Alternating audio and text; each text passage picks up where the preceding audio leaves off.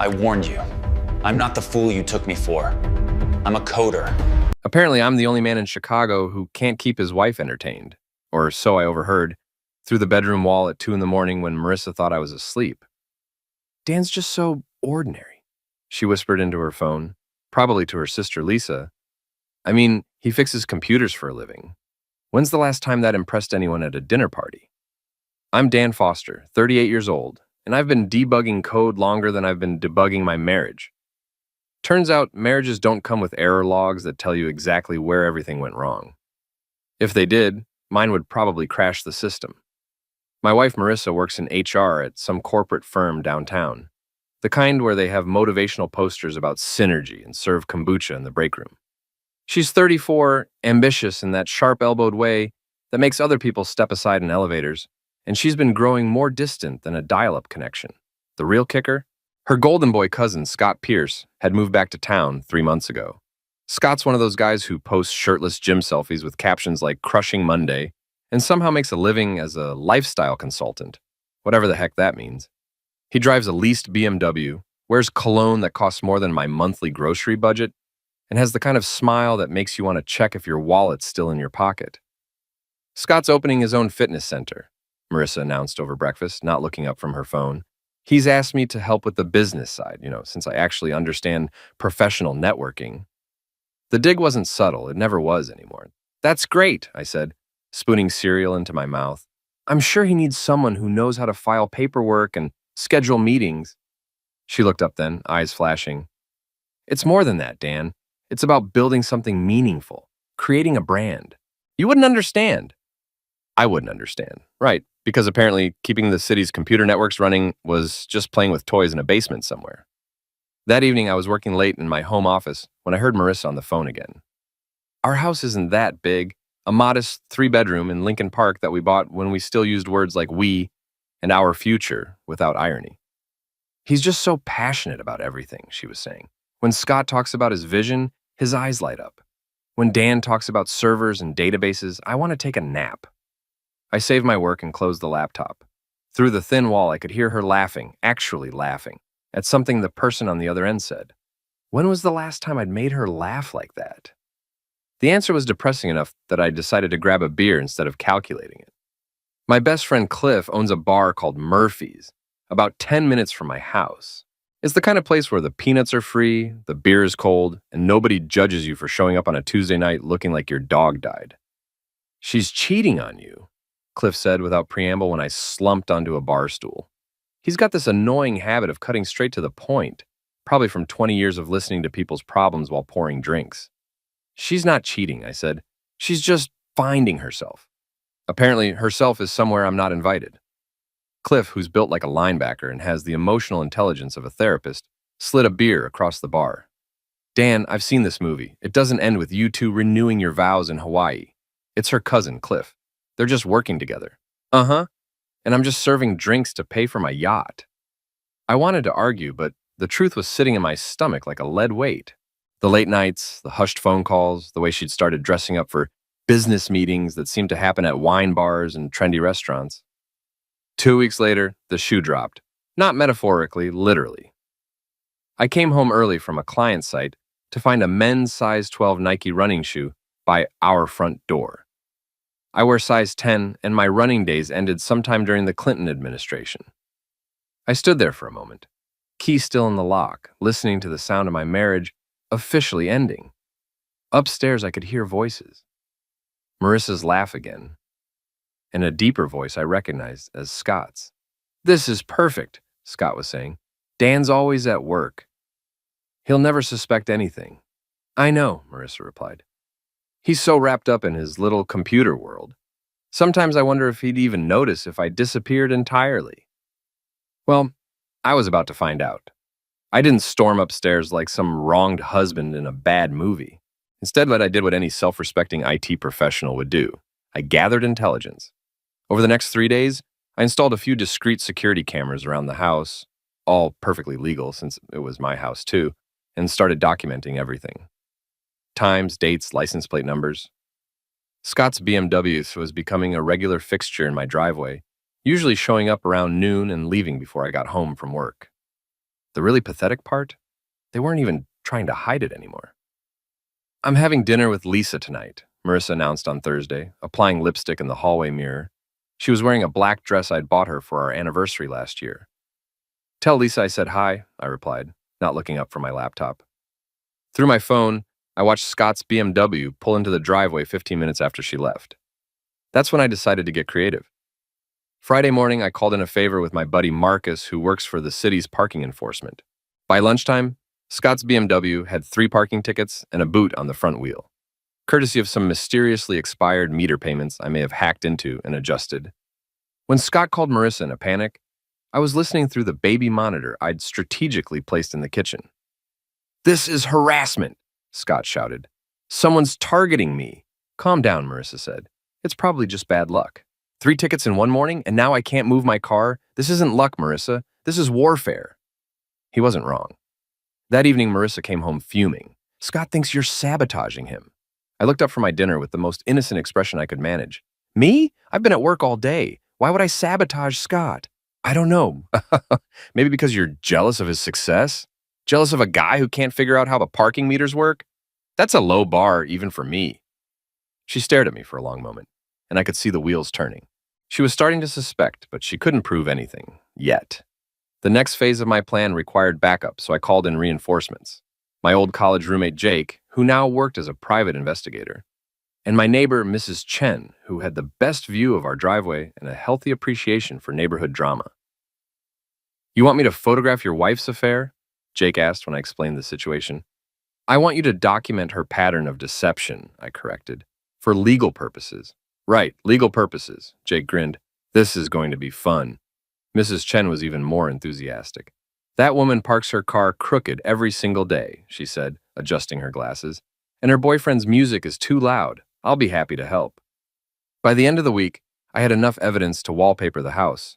Photos, timestamps, audio recordings of Marissa lying about her whereabouts. But I wasn't ready to play that card yet. Instead, I decided to let them hang themselves. Sunday morning, I made coffee and sat down at the kitchen table with my laptop.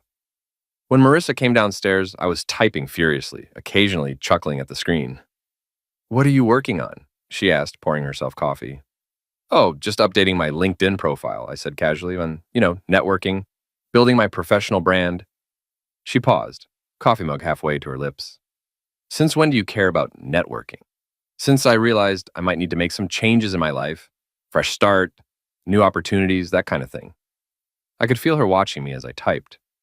The beautiful thing about being married to someone for 8 years is that you know exactly which buttons to push.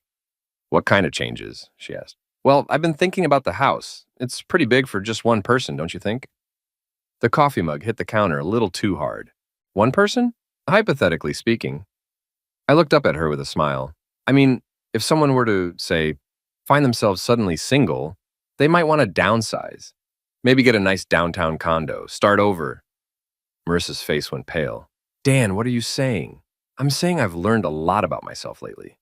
About what I want. About what I'm willing to tolerate." I closed the laptop and stood up. "I'm going to Cliff's. Don't wait up."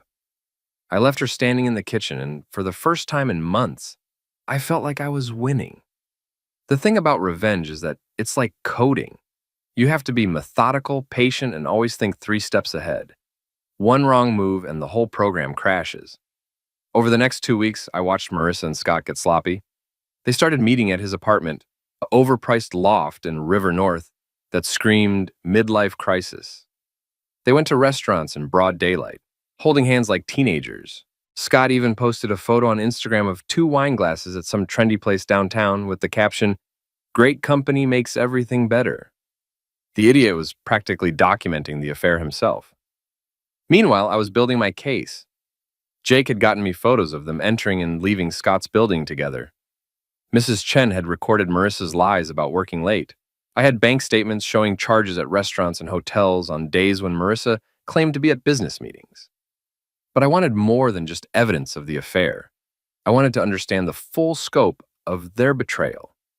That's when I discovered the real plan. I was going through Marissa's laptop. She'd left it open on the kitchen counter, logged into her email, when I found the messages between her and Scott. Not love letters, but something much more interesting. business correspondence. They weren't just having an affair. They were planning to steal my money. The house is worth at least $400,000, Marissa had written. In Illinois, I'm entitled to half of everything in a divorce, plus alimony, since he makes more than me. Scott's response was even better. Perfect. That'll give us enough to expand the fitness center. We can buy the building next door, maybe open a second location. They were spending my money before they'd even stolen it. But the really infuriating part was the next exchange. What if he fights the divorce? Scott asked. He won't, Marissa replied. Dan's too passive. He'll just roll over and accept whatever I tell him. He always does. Too passive, right? I screenshotted everything and sent it to Jake. Then I called my lawyer.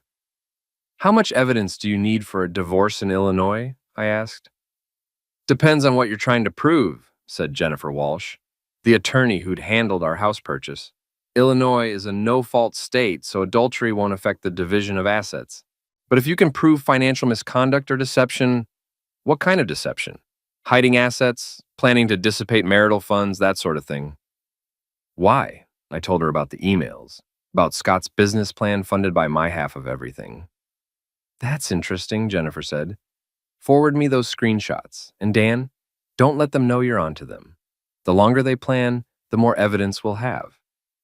So I played dumb. I came home every evening, kissed Marissa on the cheek, and asked about her day. I listened to her lies about client meetings and late projects. I nodded sympathetically when she complained about being stressed at work, all while documenting every deception. The breakthrough came 3 weeks later when I overheard a phone conversation that changed everything. I was in my office, supposedly working, when Marissa took a call in the living room. She thought I couldn't hear her, but the acoustics in our house are better than she realized.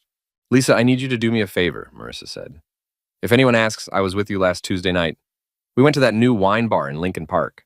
Lisa, Marissa's best friend since college, a woman I'd considered family, laughed. Another alibi? Girl, you're playing with fire. It's fine. Dan doesn't suspect anything. He's too busy with his computers to notice what's happening in the real world. What about when you leave him? Won't he figure it out then? By then, it won't matter. Jennifer says I can get half of everything, plus alimony. Scott and I will be set. Wait, Jennifer? My Jennifer? Your lawyer friend is sure about this? Lisa asked. Positive. She's handled dozens of these cases. The key is to make it look like Dan's fault somehow, like he was neglectful or emotionally manipulative. My stomach turned cold. They weren't just planning to take my money. They were planning to destroy my reputation in the process. I grabbed my phone and called Jake. I need you to do some research on Jennifer Walsh, I said. Find out if she has any connection to my wife or Scott Pierce. Your lawyer? Dan, what's going on? I think I'm being played by more people than I realized. Jake called back 2 hours later. You're not going to like this, he said. Jennifer Walsh and your wife went to the same college. They were sorority sisters. The pieces clicked into place. Jennifer had been feeding information to Marissa from the beginning. Every legal strategy I'd discussed, every piece of evidence I'd mentioned, it had all gone straight back to the other side.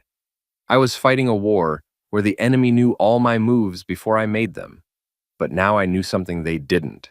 I knew they were working together, and I had a plan. The beautiful thing about being underestimated is that people stop watching you carefully. They assume you'll keep doing what you've always done, reacting the same way you've always reacted. They were wrong. First, I fired Jennifer Walsh. I sent a brief email citing irreconcilable differences in legal strategy and hired David Kim, a divorce attorney Jake recommended. David was young, hungry, and had no connection to anyone in Marissa's circle. Your wife's been planning this for months, David said after reviewing all my evidence. The good news is that she's documented most of it herself. These emails about spending your assets on her boyfriend's business, that's called dissipation of marital funds. It's going to cost her. How much? David smiled. In a case like this, she might end up owing you money. Next, I had to deal with the friends who'd been helping Marissa lie to me. Lisa was the obvious target. She'd been providing fake alibis and probably knew about the affair from the beginning. I decided to pay her a visit. Lisa worked at a marketing firm in the Loop, the kind of place where everyone wore expensive suits and talked about disrupting industries that were working fine already. I showed up at her office on a Tuesday afternoon carrying a manila envelope and wearing my best innocent expression. Dan, she said when I appeared at her desk, what are you doing here? I wanted to thank you, I said, loud enough for her coworkers to hear. Marissa told me how you've been covering for her while she's been going through this difficult time. Lisa's smile faltered. Covering for, providing alibis while she meets with her therapist. All those evenings at wine bars and restaurants talking through her problems. I leaned closer and lowered my voice conspiratorially. The affair counseling must be really helping. She seems so much happier lately. Affair counseling? Lisa's voice cracked slightly. Oh, didn't she tell you that's what she's calling it? She said you've been helping her practice what to say when she finally confronts her feelings for Scott. I straightened up and smiled brightly. Anyway, I just wanted you to know how much I appreciate you helping my wife work through her emotional infidelity. It means a lot to have friends who support the marriage. I left Lisa sitting at her desk, mouth open, while her coworkers pretended not to stare. By the end of the day, half her office would know that Lisa had been helping a married friend cheat on her husband. But the real confrontation was still coming. That evening, I came home to find Marissa, Scott, and Lisa sitting around my kitchen table like they were planning a military campaign, which in a way, they were. Dan, Marissa said, not looking up. We need to talk. Sure, I said, setting down my laptop bag. What's on your mind? Scott cleared his throat. He was wearing a polo shirt that probably cost more than my monthly car payment, and his hair was styled with enough product to waterproof a deck. Dan, man, this is awkward, but we think it's time to be honest. Honest about what? About the fact that your marriage is over, Scott continued. Marissa and I have developed feelings for each other, real feelings. And we think it's better for everyone if we stop pretending. I looked around the table at the three of them. Lisa was staring at her hands. Marissa was trying to look defiant, but mostly looked nervous. Scott was attempting his best sincere expression, probably the same one he used to sell overpriced gym memberships. Wow, I said finally, this is really happening. We don't want to hurt you, Marissa said. But we can't help how we feel. Of course not, I agreed. Feelings just happen, right? Like parking tickets and security cameras and private investigators. The temperature in the room dropped about 10 degrees. What are you talking about? Scott asked. I opened my laptop and turned it toward them. On the screen was a folder labeled Evidence, containing about 50 files. I'm talking about the fact that I've been documenting this affair for 2 months, I said calmly. Photos, audio recordings, bank statements, emails, including the ones where you two plan to spend my money on Scott's business expansion. Marissa went pale. You've been spying on us? I've been protecting myself. There's a difference. I clicked on one of the audio files. Marissa's voice filled the kitchen. Dan's too passive. He'll just roll over and accept whatever I tell him. You recorded me? Marissa's voice was shaking now.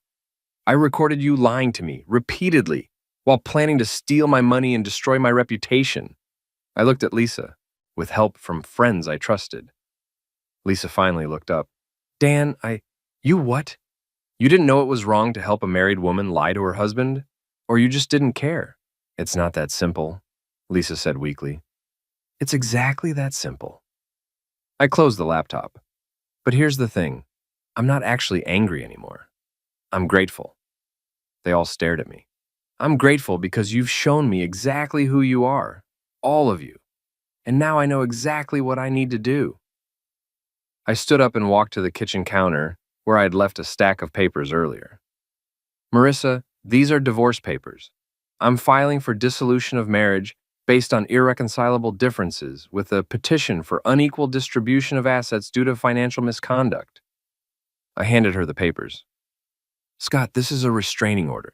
You're not welcome in my house anymore. I handed him his papers. And Lisa, this is just a photo of you and Marissa at Scott's apartment last week, in case you want to explain to your husband where you really were when you told him you were working late. The silence stretched out for nearly a minute. Finally, Scott stood up. You can't prove anything. I smiled at him. Scott, I'm an IT professional. Proving things with data is literally what I do for a living. This isn't over, he said. You're right, I agreed. It's not. The thing about people who think they're smarter than you is that they keep making the same mistakes even after they know you're watching.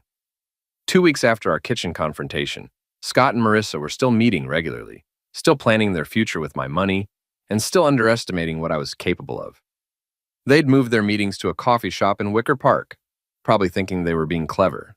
What they didn't know was that the coffee shop's owner, Mike Rodriguez, was one of my clients.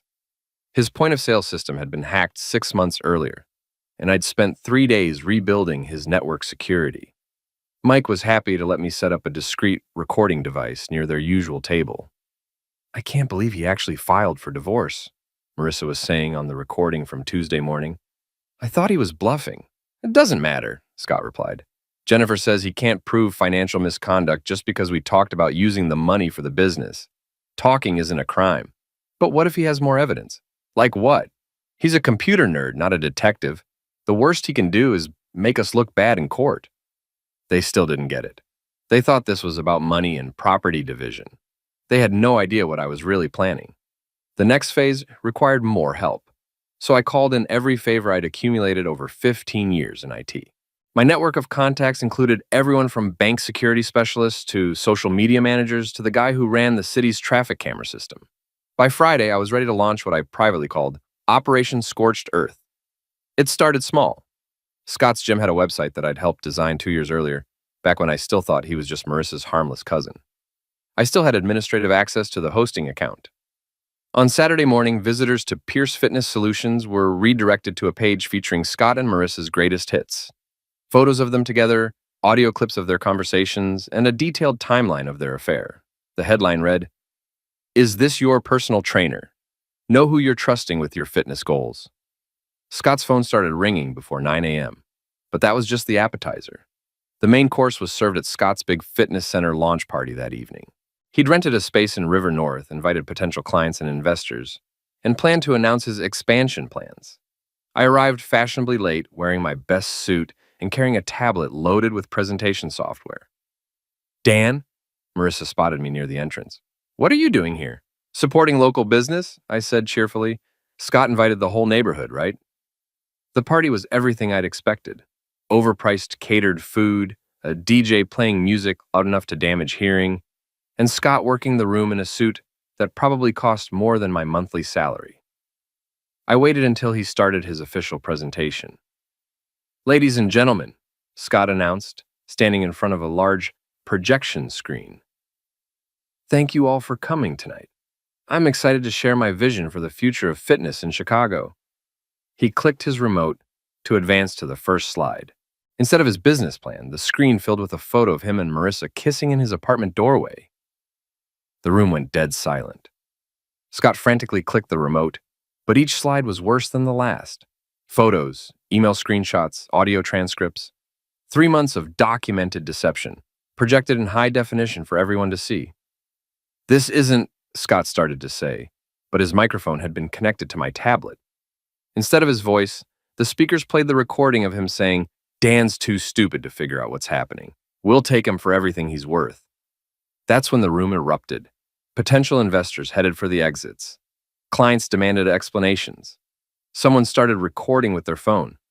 Scott's business partner, a guy I'd never met but who'd apparently invested $50,000 in the expansion, cornered Scott near the bar and started shouting about fraud and misrepresentation. In the chaos, I slipped out the back exit and drove home. Marissa was waiting for me in the driveway, her face streaked with tears and mascara. "How could you do that?" she screamed as I got out of my car. "You destroyed him. You destroyed everything." "I didn't destroy anything," I said calmly. "I just showed people who Scott really is, who you really are. This is insane. You've lost your mind." "Have I? Let's see. I trusted my wife, and she cheated on me. I trusted my friends, and they lied for her. I trusted my lawyer, and she was feeding information to the other side." I walked past her toward the front door. The only insane thing I did was wait this long to fight back. She followed me into the house, still shouting, "You can't just ruin people's lives because you're hurt. Watch me." I went to my office and started packing my computer equipment. I'd already found a new apartment downtown, the kind of place I'd always wanted but never got because Marissa preferred the suburbs. "Where are you going?" she demanded. "Away from you." I unplugged my monitors and wrapped the cables. "The house is going on the market Monday. Your lawyer, your real lawyer, not Jennifer, will get the paperwork." "You can't sell the house without my permission." "Actually, I can. It's called a partition action. Look it up. I carried the first load of equipment to my car. Oh, and Marissa, you might want to find a new job. I sent your HR department some interesting emails about conflicts of interest and personal conduct. Her face went white. You didn't. I did. Turns out, using company resources to plan your affair was a violation of your employment contract. Who knew? I made 3 more trips to the car, loading everything I cared about. Marissa stood in the driveway watching me dismantle the life we'd built together. This isn't over, she said as I loaded the last box. You're right, I agreed. It's not. The final confrontation came 3 weeks later on a Thursday evening in November, and I was in my new downtown apartment, a sleek 1-bedroom with floor-to-ceiling windows and a view of the lake, when my building's doorman called. Mr. Foster, there's a woman here demanding to see you. She says she's your wife. Send her up, I said. I'd been expecting this visit. Marissa had lost her job the previous Monday. Turns out, HR departments take a dim view of employees who use company email to coordinate extramarital affairs. Scott's fitness center had folded after his investors pulled out, and he'd been forced to move back in with his parents in Naperville. The divorce proceedings were going exactly as David Kim had predicted. I was keeping the house, the savings, and my retirement accounts, while Marissa was getting her personal belongings and a lawyer's bill she couldn't afford. She looked terrible when I opened the door. Her hair was unwashed, her clothes wrinkled, and she had the hollow-eyed look of someone who hadn't been sleeping. Can I come in? She asked. Sure. She walked into my apartment and looked around at the modern furniture, the organized space, the complete absence of anything that reminded me of our marriage. Nice place, she said bitterly. I like it. She turned to face me, and I could see she'd been crying. Dan, we need to talk. About what? About ending this.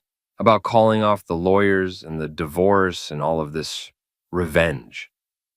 I sat down on my couch and gestured to the chair across from me. She remained standing. I'm listening, I said. I made mistakes, I know that. But what you've done to me, to Scott, to my career, it's gone too far. Has it? You've destroyed my life. No, I said calmly. You destroyed your life. I just made sure everyone could see it. She started pacing, her voice getting higher and more desperate. I loved you, Dan. I really did. But we grew apart, and I got confused, and I made some bad choices. You didn't make bad choices, Marissa. You made deliberate choices. You chose to have an affair. You chose to lie to me for months. You chose to plan to steal my money. You chose to involve our friends in deceiving me. It wasn't supposed to happen like this. How was it supposed to happen? You were going to take half of everything I'd worked for, give it to your boyfriend, and destroy my reputation in the process. Did you think I'd just smile and sign the papers? She stopped pacing and stared at me. You used to be a good man. I'm still a good man. I'm just not a stupid man anymore. The Dan I married would never have done what you did to Scott. That presentation, humiliating him in front of all those people. The Dan you married trusted people who didn't deserve it, I interrupted. The Dan you married believed that being decent meant letting people walk all over him. The Dan you married thought that if he just worked hard and treated people fairly, they'd do the same for him. I stood up and walked to the window, looking out at the city lights. But you know what I learned, Marissa? Being good doesn't protect you from bad people. Being faithful doesn't guarantee that your spouse will be faithful. Being honest doesn't mean others won't lie to you. So you decided to become like us? I turned back to her. I decided to stop being a victim. She was crying now, real tears, not the manipulative kind she'd used during our marriage when she wanted something. I'm sorry, she whispered. I'm so sorry for everything. I know you are. You're sorry you got caught. You're sorry there were consequences. You're sorry that your plan didn't work. That's not true, isn't it? If I hadn't found out about the affair, if I just rolled over and accepted whatever divorce terms you offered, if Scott's business had succeeded with my money, would you be here apologizing? She didn't answer, which was answer enough. The divorce will be final in 6 weeks, I said. After that, we never have to see each other again. What about forgiveness? What about second chances? I forgave you the first time you lied to me about working late. I gave you a second chance when I pretended not to notice Scott's car in our driveway. I offered you a third chance when I asked if there was anything you wanted to tell me about your relationship with your cousin. I walked back to the couch and sat down. You used up all your chances, Marissa. You used up all your forgiveness. And you did it while planning to destroy me. She stood there for a long moment, tears streaming down her face, and I felt something I hadn't expected. Pity, not enough to change my mind, but enough to make me sad for the people we used to be. I should go, she said finally. Yeah, you should. She walked to the door, then turned back. Will you ever be able to forgive me? Someday, probably, when it doesn't matter anymore. After she left, I poured myself a drink and sat back down on the couch. My phone buzzed with a text from Jake. Scott's moving to Phoenix. Apparently his reputation here is shot. I typed back, good. Another text, this one from David Kim. Divorce papers signed by the judge. It's official. Congratulations. I looked around my apartment, my space, my rules, my life, and realized I felt something I hadn't experienced in years. Peace. The revenge was complete. Marissa had lost her job, her reputation, and her future with Scott. Scott had lost his business, his investors, and his standing in the community. Lisa had lost her marriage when her husband found out about her role in the affair. Even Jennifer Walsh was facing an ethics complaint with the State Bar Association. But more importantly, I'd found something I'd lost along the way. My self-respect. I raised my glass to the empty apartment and smiled. Here's to new beginnings, I said out loud, and better endings.